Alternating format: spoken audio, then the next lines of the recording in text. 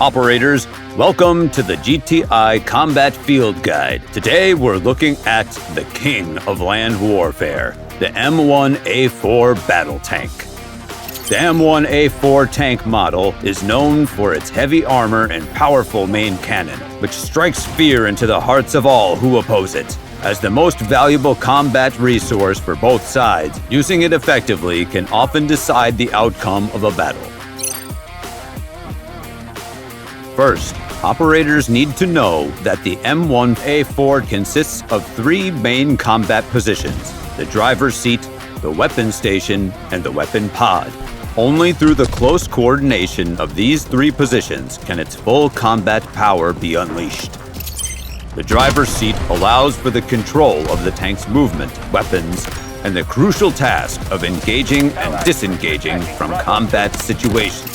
As the vehicle level increases, weapons can be reconfigured to match the combat style and preferences. Of the secondary weapons, the coaxial machine gun comes in two variants: a light machine gun and a heavy machine gun. The light machine gun has a faster fire rate but shorter range and relatively lower damage. The heavy machine gun, on the other hand, has a slower rate of fire but offers a longer range and higher single-shot damage. The primary weapon, the main cannon, uses armor-piercing shells by default. These shells are the most versatile, capable of striking both enemy infantry and vehicles. Alternatively, high-explosive shells have a larger blast radius, allowing for more efficient strikes against enemy infantry. However, they're less effective against armored vehicles, travel more slowly, and tend to drop off more noticeably over long distances.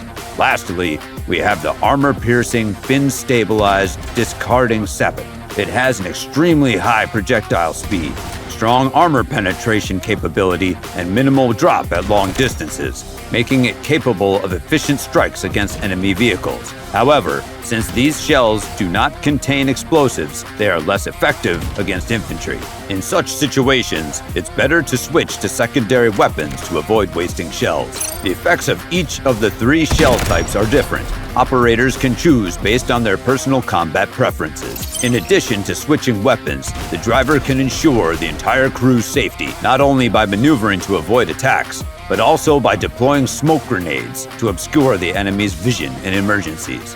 If thermal smoke grenades are equipped, they can interfere with tracking and targeting when a missile lock is detected. When the vehicle takes damage, the driver can use the emergency repair function to quickly fix damaged parts and recover some vehicle durability. This module can also be replaced with an active defense function. Once activated, it will detect and destroy incoming shells to protect the vehicle. However, keep in mind that after activation, this function will enter a long cooldown period. The other two combat positions offer control of the weapon station and weapon pod. The weapons here consist of light and heavy machine guns, similar to the secondary weapon features of the driver's seat. The light machine gun has a fast fire rate, ideal for eliminating enemy infantry in unarmored vehicles. Meanwhile, the heavy machine gun has a low fire rate but delivers higher damage and is more precise against distant targets. The weapon pod offers 5 weapon options. The rocket barrage is a rapid launch of multiple small rockets, primarily targeting enemy vehicles. When used in combination with the main cannon, these can deal massive damage. However, their explosive effect on infantry is limited. For enemies hiding behind cover, who are safe from direct fire, you can try the kinetic grenade.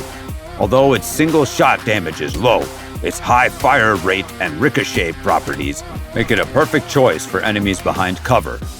For those who prefer head-on attacks, the 40mm canister round is a good choice. At close range, it can inflict devastating damage on single enemy infantry, effectively preventing Viren and other anti-vehicle operators from approaching and protecting allies from harm.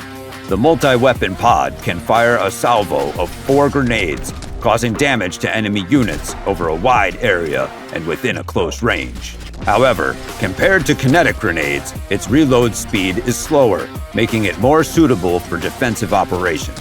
Last but not least, we have the mortar. Whether attacking or defending objectives, mortars can cause very high damage to clustered enemies. They are also quite effective against enemy vehicles when a direct hit is landed. However, Mortars have a slow reload speed and a short range.